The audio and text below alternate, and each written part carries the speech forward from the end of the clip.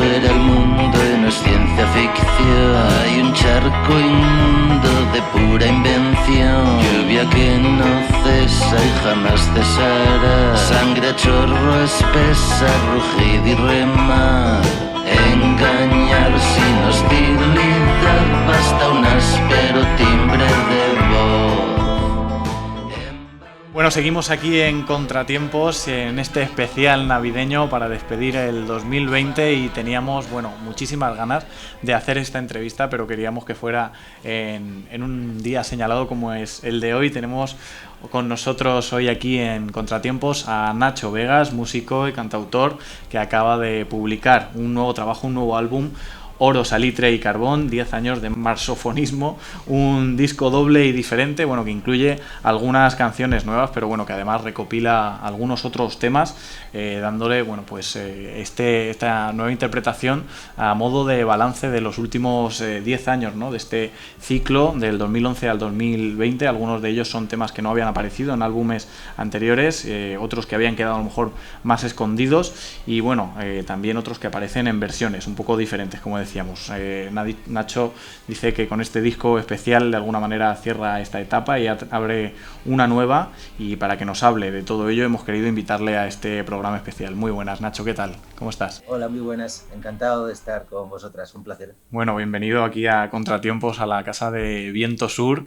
Y cuéntanos, a finales de octubre publicaste este último álbum, disco doble, Oro, Salitre y Carbón. Cuéntanos un poco el concepto del disco, también el porqué del disco, ¿no? Esta mirada atrás y este cierre de ciclo, de etapa. Y también si te atreves, pues qué es lo que nos depara la nueva etapa, el futuro, ¿no? de tu trabajo. Bueno, es un disco que recoge un poco mi trayectoria en esta última década, pero con canciones que no salen en los álbumes oficiales, que de alguna manera, pues por las inercias, digamos, que tiene la industria musical, pues tienen un recorrido más corto, ¿no? Eso que se llaman rarezas, y que a veces pues se entiende como canciones menores, pero que para mí son canciones tan importantes como las de los álbumes, pero que tienen recorridos más cortos, y que creo que necesitaban este álbum para tener un lugar, ¿no? Canciones, por ejemplo, como la que escribí Es Profeso, pues para celebrar los 20 años de Ecologistas en Acción, que fue una canción, hicimos un vídeo y hubo una campaña, pero no fue publicada en formato físico, y otro tipo de rarezas de esta índole, además de un montón de canciones nuevas para que la gente que me sigue y lo comprara pues no se encontrara simplemente con canciones que ya habían sido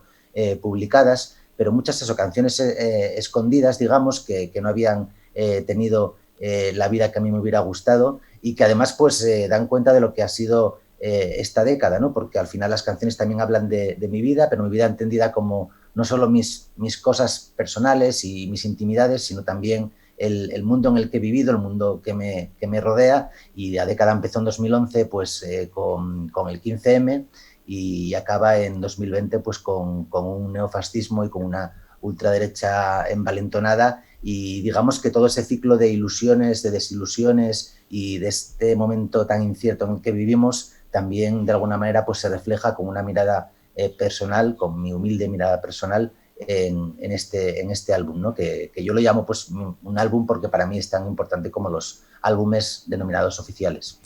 Yo creo que es imposible, ¿no? Separar un poco también esa vivencia personal del contexto, y más una persona como tú también, ¿no? Con compromiso activista social, de lo que transmites, de lo que interpretas con la música, ¿no? Yo creo que esto es imposible separarlo, y además que la música que tú haces muchas veces precisamente va para eso, ¿no? Para hacer una interpretación que ayude a hacer de este mundo, pues un lugar un poquito mejor, ¿no? Y comentabas casos como este, ¿no? El tema de Ecologistas en Acción. Este disco lo has presentado en directo, nada más salir, con 3 fechas en Donosti, en Bilbao, en Madrid. ¿Cómo han sido los reencuentros con el público en esta etapa COVID? ¿Cómo has vivido desde el escenario este nuevo contexto? Bueno, pues ha sido todo, la verdad es que bastante caótico, porque por desgracia el día antes de empezar, 2 días antes del primero de los conciertos, que fue en Bilbo, pero teníamos un día de ensayos ahí mismo en Bilbao, pues uno de nuestros compañeros, Joseba Irazoki, dio positivo en un PCR, entonces tuvimos que readaptarlo todo con la preocupación que teníamos por él. Otro compañero que había estado en contacto con él, pues también tuvo que hacerse, bueno, a 12 horas de empezar los conciertos yo estaba a punto de cancelar, pero bueno, seguimos para adelante, la verdad es que fue bonito. Yo esperaba que fuera más frío, pero la verdad es que, no sé, hubo un ambiente bastante cálido, sobre todo en Madrid y en Donostia, donde ya íbamos un poco más rodados o menos nerviosos después del primer concierto en Bilbao. Y bueno, fue bonito, ¿no?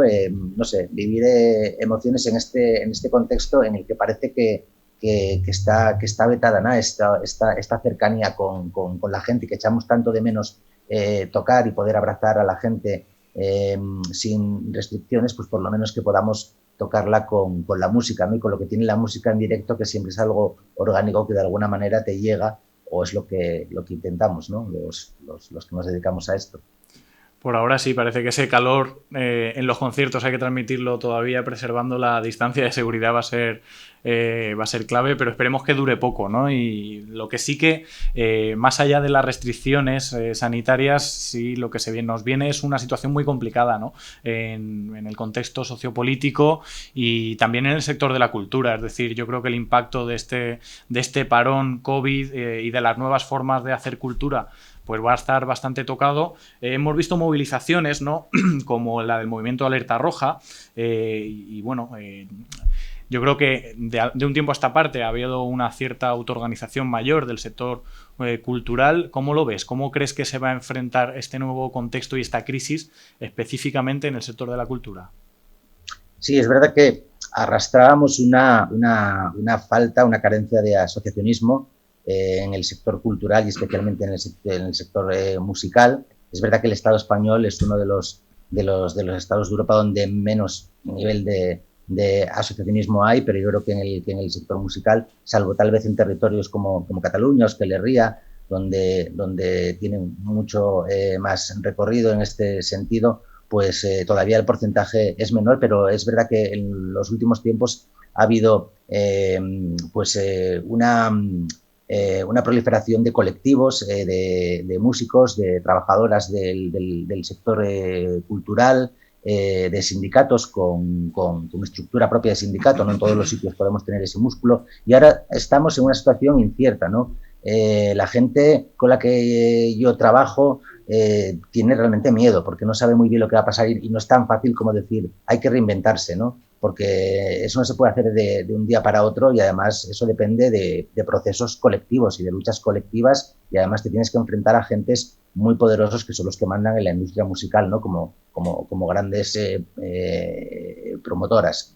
Entonces, bueno, pues lo que podemos hacer es tener esperanza en que se reconfigure un poco la escena del directo cuando se normalice la situación y podamos acabar con ciertos vicios, ¿no? Con esto de que haya una hegemonía en la escena de directo de los macroeventos que están hiperesponsorizados y donde las lógicas de consumo te las meten por los ojos nada más entrar al recinto, que se puedan pues aprovechar espacios públicos que están infrautilizados para que la mayor parte de la ciudadanía o toda la ciudadanía pueda tener acceso a la cultura, que se acabe con esos cachés inflados por arriba, porque hay un mercado de especulación con los cachés de los grandes nombres de los festivales, y que esa burbuja, digamos, que se pinche, que también haya entradas más populares en los conciertos de pago, pero también más conciertos, yo creo que gratuitos, donde la gente pueda acceder a la cultura sin tener que hacer una transacción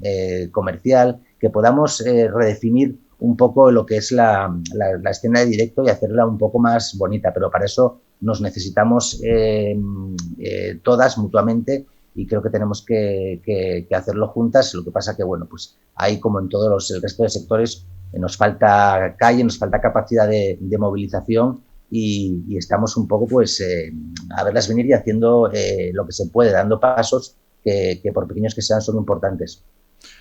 Completamente. Al final vemos esa pugna, ¿no?, de intereses, del poder frente a las resistencias que pues hay que ir construyendo en el sector de la cultura y en otros muchos, que ha habido movilizaciones, las va a haber más seguramente. Por ejemplo, tú has tenido mucha implicación y complicidad con el sector del derecho a la vivienda, ¿no?, en la canción del himno a la paz. ¿Cómo estás viendo en particular, bueno, pues esta serie de dolores sociales que están empezando a salir a la luz con esta crisis, aunque algunos ya venían de lejos, ¿no?, de la crisis anterior, y la respuesta también que se está dando por parte de las instituciones, del gobierno estatal, etcétera?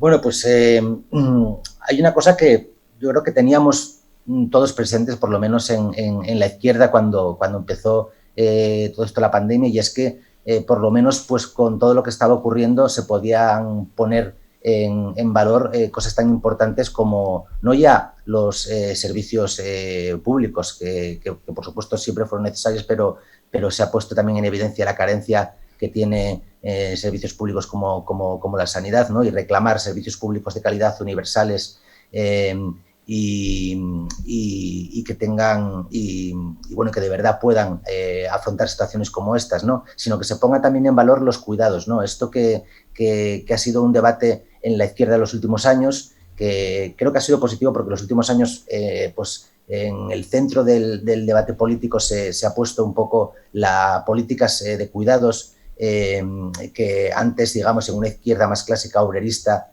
digamos que brillaban por su ausencia, y yo creo que en eso se tiene que basar un poco el rearme, digamos, de esta izquierda que ahora está un poco tan atomizada pues por la situación que vivimos y porque nos falta calle, ¿no? Y pues una de las cosas que tiene luchas como la lucha por la vivienda, pues acabáis de hablar de eso, de pequeñas o grandes victorias, como la de Cataluña, que esperamos que se extienda a todo el Estado, tiene mucho que ver con tomar conciencia, tomar una conciencia de clase, pero también tomar conciencia de lo mucho que nos necesitamos, de que somos seres interdependientes y que tenemos que unirnos y que las luchas deben ser colectivas, nunca personales, porque no te llevan a ningún sitio, sobre todo cuando te enfrentas a los poderes económicos que son los que nos gobiernan de facto. Uno de los temas que decimos incluyes en este Oro, Salitre y Carbón es un tema que hiciste muy chulo de colaboración con Ecologistas en Acción, No me voy a Marte. Es un título inspirado además en la obra de nuestro amigo filósofo y poeta ecologista Jorge Richman. ¿Cómo vives tú esa relación, ¿no?, de artista y movimiento, entre un artista y un movimiento social y político, ¿no? Tú te consideras activista, pero también tienes pues es una referencialidad como activista comprometido. ¿Cómo es ese equilibrio y cuál es esa proyección y esa balanza? Bueno, en realidad es fácil, o es natural por lo menos, ¿no? Yo creo que la vida, o bueno, mi vida y la vida de muchas, se articula en torno a una serie de compromisos, ¿no?, que vas estableciendo, ¿no? Y para mí hay tres principales, ¿no? El compromiso, digamos, con tus relaciones afectivas, con toda esa gente a la que quieres y que te quiere, esa gente pues que nos cuidamos mutuamente, lo que podemos llamar nuestra tribu. El compromiso con tu propio trabajo y el compromiso político también. Y para mí son tres compromisos que no son compartimentos estancos, que los tres se necesitan entre ellos, ¿no? Porque para mi trabajo, por suerte, los afectos son muy necesarios, porque la gente con la que trabajo es gente a la que quiero mucho, y es necesario eso para que se establezcan relaciones sanas. Al neoliberalismo le interesa mucho separar lo personal y lo laboral, o cuando lo unen pues es con estas técnicas de coaching laboral un poco tan artificiales, pero es una manera de desmovilizar a la clase trabajadora, y en cambio pues tenemos la suerte en nuestro oficio de poder rodearnos de gente en la que podemos confiar y tratarnos con mucho cariño y establecer relaciones laborales sanas, ¿no? Y mis canciones siempre se nutrieron de la vida como materia prima, ¿no? Y de la vida, como te decía antes, en un sentido amplio. y por supuesto pues lo que ocurre no solo dentro de ti, en tus entrañas, sino también abriendo un poco las ventanas, es algo que también es susceptible de provocarte la urgencia, ¿no? de escribir una canción sobre ello. Precisamente este año pues la pandemia ha supuesto un auténtico bofetón de realidad, ¿no? Y yo creo que por eso muchos y muchas compañeras nos hemos visto bloqueados, digamos, creativamente. En shock, ¿no? Porque, ¿no? Hablabas que te quedabas un poco en shock, esa inspiración se quedaba ahí también, porque de aquello de lo que te nutres para hacer tus canciones, muchas veces, pues claro, ha quedado suspendido, cancelado, ¿no? Con esta pandemia. Exactamente. Yo pensaba al principio, decía, bueno, como me tocó pasar el confinamiento pues aquí en mi piso en Sison, donde vivo solo, y necesitaba, yo por su fortuna yo había acabado gira, no me pasó como a otras compañeras pues que sacaron disco y tuvieron que suspender todos los conciertos. Yo suspendí solamente unos cuantos y yo creía, bueno, pues que podía aprovechar esa intimidad pues para escribir canciones, pero no es lo mismo escribir canciones cuando hay un mundo fuera que está vivo, donde no se muere gente, donde no va a haber una crisis social brutal que va a provocar el sufrimiento de muchísima gente, que hacerlo cuando de verdad no hay el mundo está vivo. Entonces yo creo que si no, lo hablaba con Ismael Serrano un día, ¿no? Que me decía él, sí, yo a esa gente que me dice que aprovechó esta etapa pues para, digamos, bucear un poco en su mundo interior, no me la creo, ¿no? Porque tu mundo interior, por muy rico que sea, depende del mundo exterior, el mundo en el que vives, ¿no? Son cosas que no solo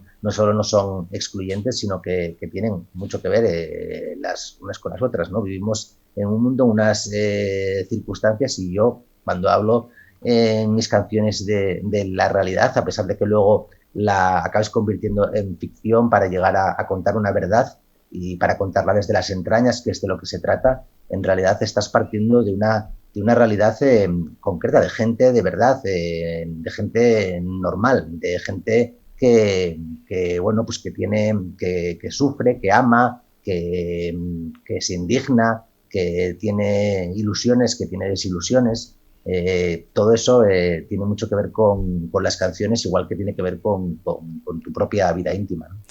Nacho Vegas, muchísimas gracias por pasar este ratito aquí con nosotros. Se nos acaba el tiempo. Vamos a tener que buscar alguna excusa a ver si termina esto ya y puedes venir por aquí por Madrid y bueno, y te podemos invitar aquí a los estudios, y vamos a necesitar mucho de arsenal cultural, musical, para enfrentar la que nos viene. Muchísimas gracias, Nacho, por tu compromiso, tus canciones y por dedicar este ratito con nosotras y nosotros aquí en Contratiempos. Muchas gracias a vosotras por vuestro compromiso también, y cuando queráis estar allí, cuando nos dejen. Un beso. Un beso, abrazo.